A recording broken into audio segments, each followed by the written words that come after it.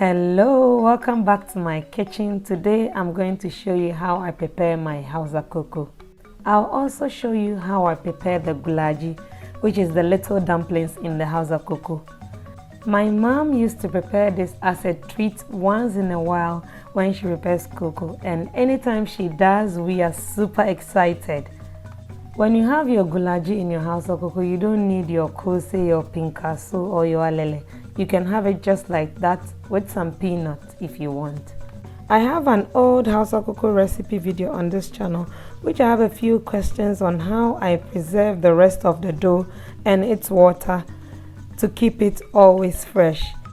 Make sure you watch till the end because I'm going to show you how I preserve it.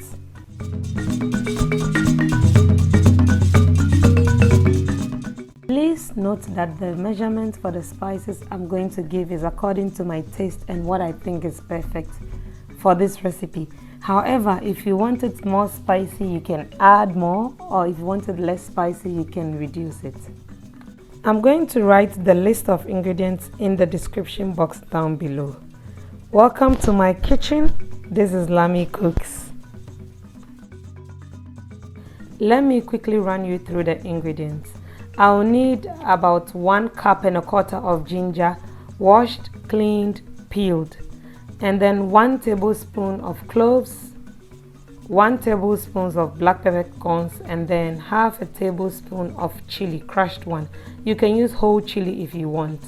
And then I have here 5 cups of millet, which I've soaked overnight.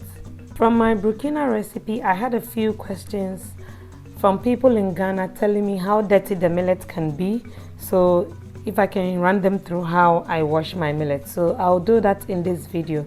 It's similar to how I wash my rice for the kwenkwen recipe or the Gomba rice recipe if you've not seen it. Ideally a calabash is better, but if you don't have, you can use any other bowl. So watch the technique. You just swirl it in the water and then pour it in your palm. Look through quickly if you can see any stone or any foreign thing you don't want. Repeat the process. If the millet is very dirty, you see the stones settle at the bottom. So this one I buy it from the Indian grocery store, which is very clean already. So you might not see the effect properly. But if you buy yours from Ghana, yes, once you swirl, you see lots of stones on the bottom. If you can use this technique and you're good at picking it, you can just put it on a clean tray and then pick the stones out and the foreign stuff that you don't need, that you pick it out. But I find this method very easy.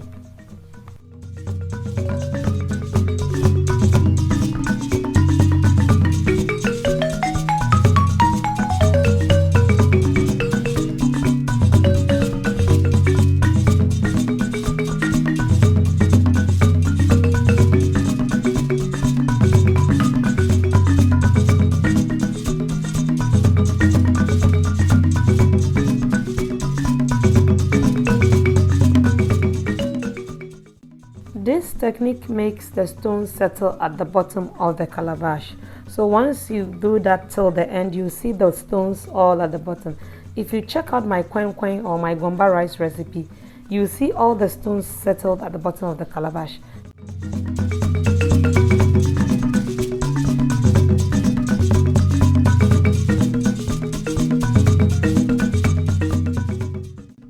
Once you finish using the calabash to remove all the stones, you wash it in between your palm. Again, this millet I bought from the Indian grocery store, so it's really clean, so you wouldn't see the dirt settle on top properly. But this is the technique you use even for the Burkina and the kunu. Now that my millet is washed properly and clean, I'm going to go ahead and blend everything together in no particular order, all the spices and the millet together. If you have a very good blender, it helps. If not, you can blend it twice to make sure it's smooth so that you can extract the juice properly.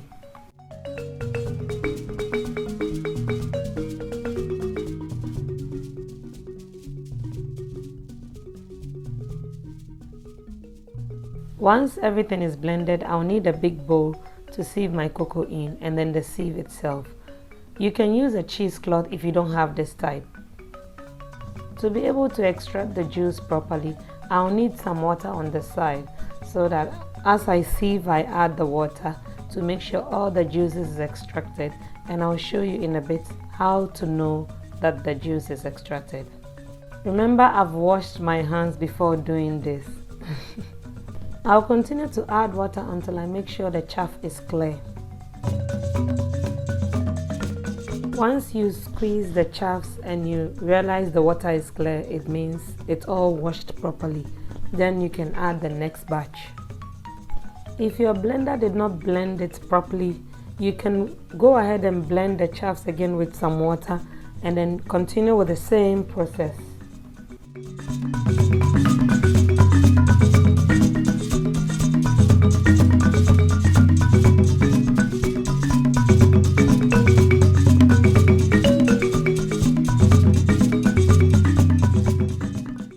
You can tell from the color that the juice has been properly extracted.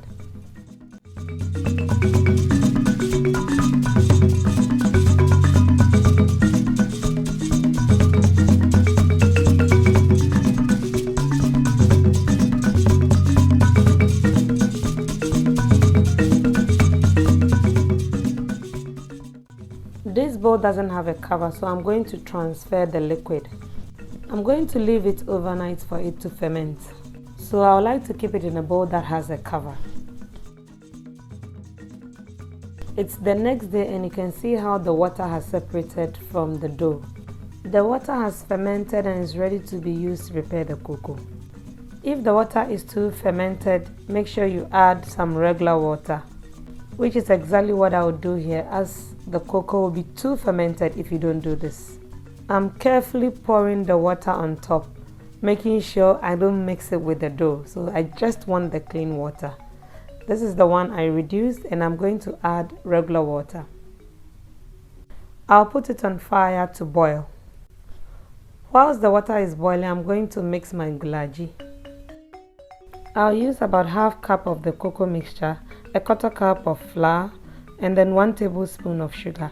Now, if you want it a bit more sweet, you can increase the sugar. I'll mix it all together until a dough is formed.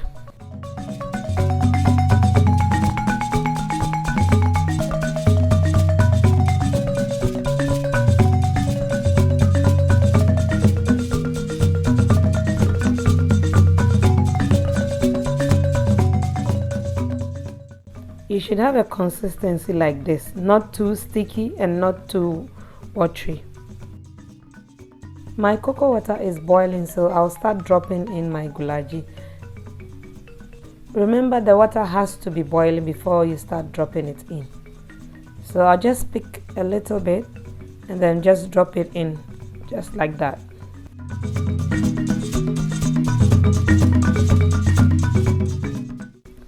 I'll drop it as small as possible so I can just eat each one in one bite.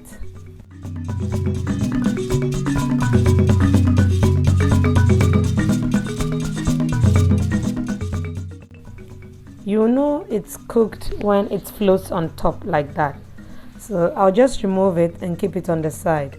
The same water I'm going to use to prepare the kooko. Sometimes you may find little bits of the GULAJI in the water. If you wish, you can just strain it so that you remove everything, as I did. Otherwise, you can leave it like that. I want my kooko very smooth, so I like to sieve it. I will now cover the water and let it boil again to prepare the kooko. Whilst my water is boiling, I will prepare the kooko mixture and set it aside.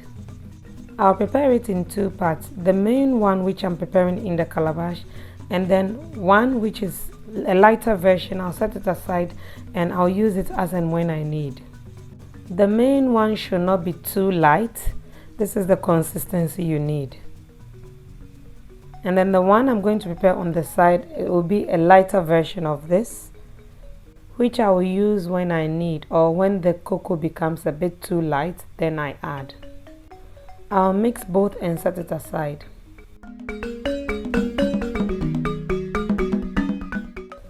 Remember this, kooko is never prepared on fire. You prepare it off the heat.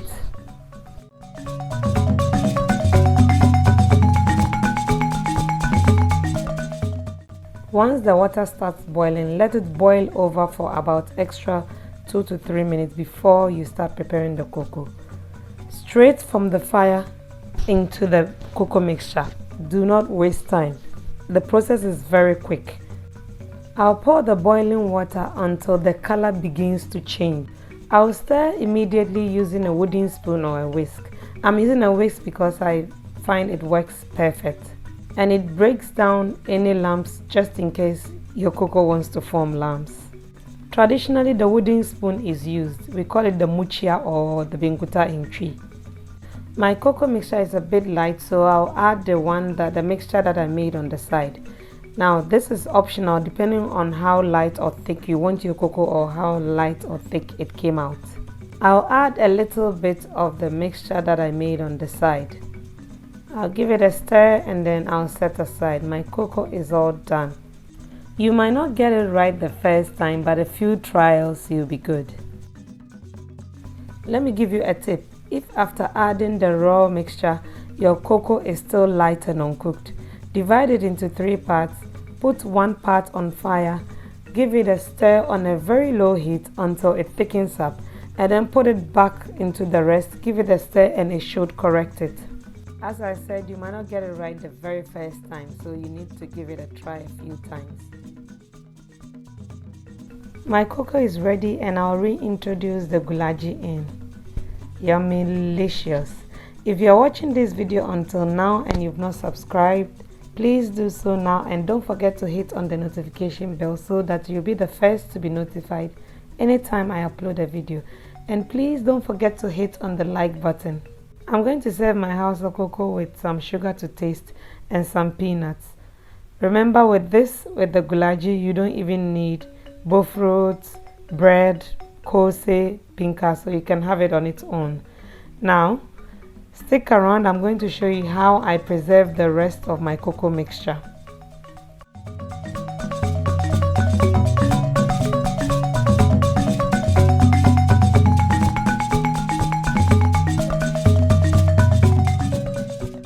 The best way to store your cocoa mixture, especially if you don't have it very often, is to separate the water from the dough.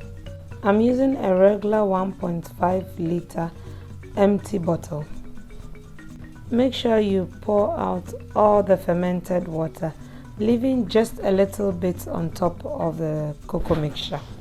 Keep both in the fridge, making sure you cover the solid parts. When you are ready to prepare your cocoa, make sure you remove both from the fridge and prepare it at room temperature. Thank you so much for watching this video till now. If you have any questions, don't forget to leave it in the comment section down below. Don't forget to follow me on my social media platforms at Lami Cooks on Instagram and on Facebook. Until I come your way with another yummy delicious recipe, see you, bye.